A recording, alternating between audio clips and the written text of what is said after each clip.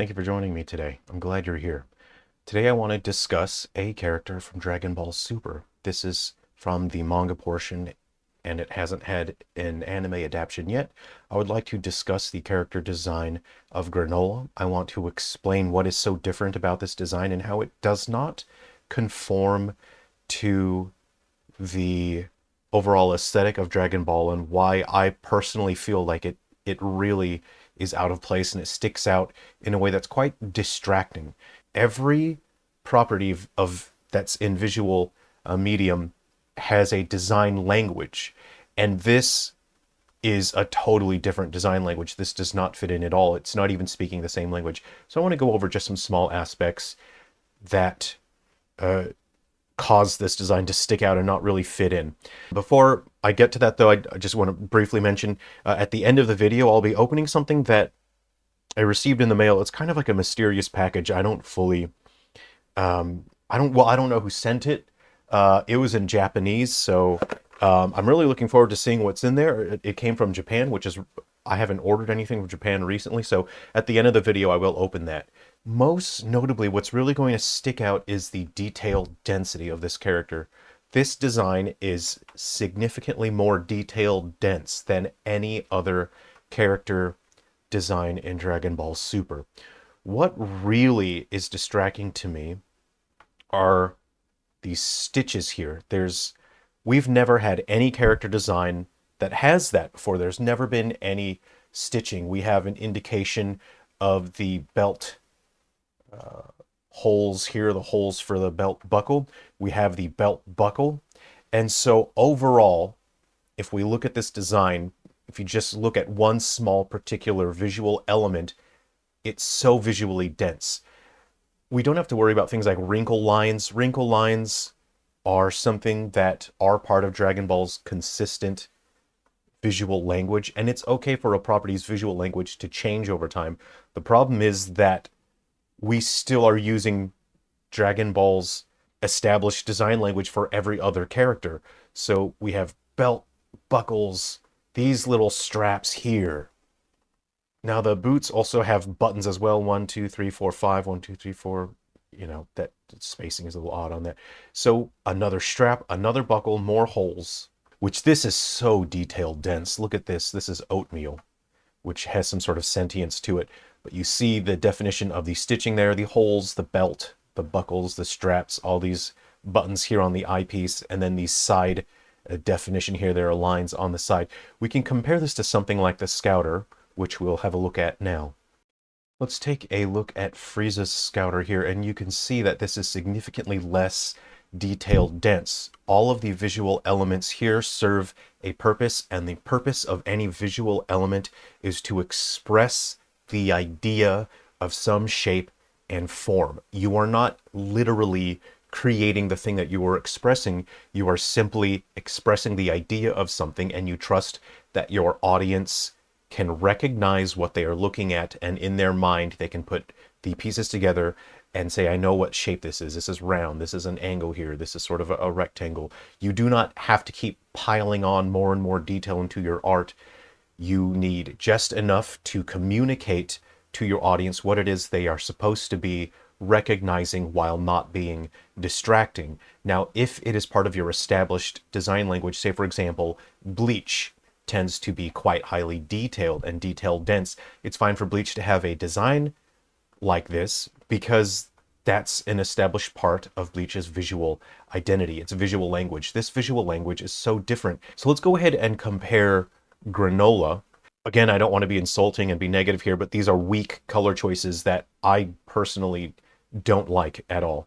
As a visual artist, I would have made some changes so that it's more dynamic and more interesting. And the reason I say that is because the visual design language of Dragon Ball is always dynamic. Look at these color choices here. We have this harsh purple, pink, that's very different, and then a pale skin. Of course, when Frieza transforms, he has the white and the purple, and it's very stark. There's contrast there. The rope here, you see the knot in the rope, but you don't have stitching. We've never seen stitching on any character before. Obviously, these clothes are made of some material that needs to be stitched, but we've never seen it before. We have never said you can see the stitching on the clothes here. Let's have a look at Vegeta. Very simple, very clean. You can see there's a sense of thickness to the boots, but we don't see any stitching on the boots. We don't have any belt buckles or anything like that on those clothes. Obviously, belt buckles are not conducive to fighting.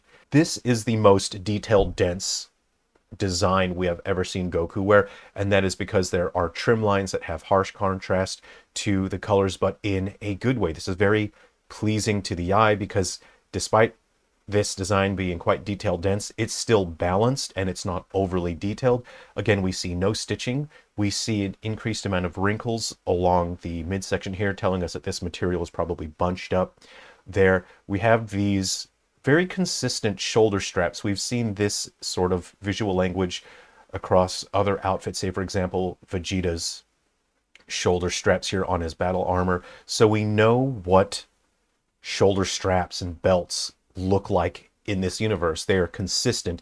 We have his armbands here that sort of pinch his sleeves closed, and this is consistent with Goku's design. It allows him to have a similar composition to his consistent outfit, so we can recognize that. And the difference is in the frills here, but we've seen Namek. Oh my, I can't believe I almost said a Namek. What am I, a bad dub? A Namekian. We've seen Namekian wearing these sort of rough collars here that are fluffy, and I suppose they'll help keep you warm in cold weather. So this is a detailed, dense design, and it's still consistent with Dragon Ball's visual language. But if we look at Granola, the wrinkles are fine, but again, you look at all of these buttons and the stitching on the leather, the belt buckles, the details are so fine. Look how small and fine the details are, and it's going into too much detail. It's trying too hard to say, look, this is what this thing is. I'm gonna just quickly try this here. Get rid of that there. Already, look, I'm gonna be honest here. I already prefer this. Oh yeah, I think I've kind of convinced myself here. Let's go ahead and get rid of these as well. You might even be able to leave, you could even leave those buckles there, okay? And then just to round out the exercise, what we will do is remove some of these buttons. Again, it's not the amount of detail that you are showing, it's not the amount of visual elements that makes something good, that makes something interesting. It is the quality and the way in which those visual elements are used. Let's go ahead.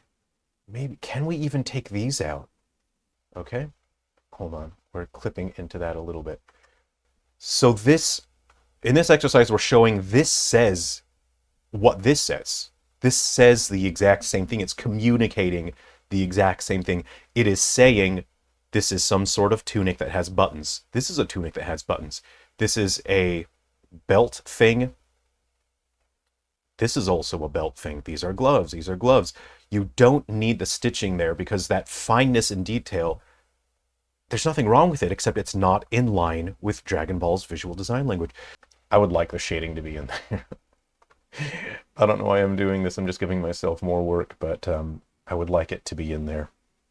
So let's see. Let me try and understand their language here. Okay, I've just very quickly scaled the buttons up so they feel a little bit more balanced in terms of visual design elements. Obviously, you could work on that further, but this is a bit more in line with Dragon Ball design language as opposed to this. This is so busy and messy. So I think I've made that point there. Let me know if you prefer the simpler look or the more visually dense look. And if you haven't read the manga, you probably don't even know who this guy is. So very quickly, we'll just discuss the colors. I dislike these colors. I don't like these colors at all because it's very bland. There's no textural dynamic to it. And what I mean is that this is all quite flat and bland in terms of color. His hair is almost the same color as his tunic. It's quite similar, but not exactly the same. And then he has this undergarment, which turns into these puffy pants, which are a similar color, just darker. And what would have really benefited this design is to just change this color a little bit. It's like this light green and then a light green hair. And then you have a breen undergarment, whereas this brown it's more true to the kind of dynamic that we are accustomed to seeing from Dragon Ball. We'll make it a little darker as well so it doesn't clash with the gloves. So now we have our prominent colors as light green. That would be our primary. Our secondary color would be this brown. And then our accent colors would be light brown, white, and yellow. And you can see we have too many accent colors. We have 1, 2, 3 accent colors, and that's a lot. 2 accent colors is fine. You can have a 3rd accent color if it's very small, but this is a kind of color scheme that I prefer because it's more in line with Dragon Ball's visual language. It actually really bothers me that the white on his boots, that these are not the exact same white as the scarf. The scarf is a different white, and this is sort of a pinkish white, so that frustrates me to no end that there are 4 accent colors on this bad boy, and that is sloppy. Oh, that's so messy. I have to do something about this. I'm so invested in this right now, and I don't know why. What we're going to do is just dial down the saturation on that bad boy, and that seems right to me. That seems, wow. Okay, the more I look at it, the more I really prefer this one. Let's go ahead and have a look at Vegeta. His primary color is blue, his secondary color is white, and then yellow is his accent color, and it's quite consistent. I actually really, really like Vegeta's outfits. My favorite outfit for him is the Badman pink shirt. Best outfit. I don't think they used it enough. They should bring that back. So lastly, we're going to discuss the most visually dense character, and that is Great Saiyaman. This is a visually dense character. We have buttons, we have a helmet with lines, but the lines are there simply to define the form. You can see that we have some thickness to this orange segment. We have attachments for the antennas, tips for the antennas. We have some definition in the earpieces here. We have black on the belt here, which is consistent with the black on the under garment here. We have yellow, yellow, and yellow here. So we have visual cohesion, making repeated use of that color, but you can see it's not overly detailed. We don't have seam lines. We don't need to see the seam lines. We don't have complicated buckles everywhere. Even on his wrist where he has the watch, it's consistent and fine. And this is a visually complex character design for Dragon Ball, and it works great. It still fits in. It looks like Dragon Ball. And I really like the Great Saiyaman. I love the theme of using some gadget and then transforming into a form, and then you know he doesn't get powers, but it's a theme for Japan to use something and then transform, and then you look cool, you look interesting. All right, I hope you enjoyed that discussion. That's what I wanted to discuss today with Granola's character design in Dragon Ball Super. Let's go ahead and open that package that I received from Japan. I don't know who sent it. I don't know what it could be. So okay, that's kind of interesting. Look at that, a neat little pocket watch. That's kind of nice. I don't know why someone would send me that, but it's got an eagle on it, which is kind of neat. It matches my eagle motif already. Kind of neat. I don't really know why someone would send that, but there is a note here in Japanese. So I'm going to go ahead and boot up translate. It says, wind up the pocket watch, declare triumphantly, Kosetsuna change. Why not? Okay, let's give it a try. So I guess I wind it like that. Kosetsuna change? Meal. Gentlemen, レド。何が起こったの？なんでこんな？待て！やめてください。この記憶は海賊戦隊ゴーカイジャーの呼吸。絶対困るわ。天空の星をつかみ、上質な紅茶を味わおう。誰が喋ってるの？ナレーターさん？邪魔しないでください。はい、ごめんなさい。めんどくさい。このガッグ、絶対お金かかりそう。ネクタイは正しく着用してください。公設な紳士、ジェントルマン。Hey, bye bye. Hey, thanks for watching the video. Hope you enjoyed that. If you'd like to support me on this channel, you can do so over at Patreon, and I've just set up the channel memberships for here on YouTube. So I want to thank everyone who has been enjoying my videos, especially Huge thanks to my Patreon supporters. I would like to spend more time on these videos and just make cool, fun stuff for you guys. And if you would like to support me, I would really appreciate that. It would help me out with all these props and costumes that I have to pick up and manage. All right, thanks everyone. All right, I'll see you next time.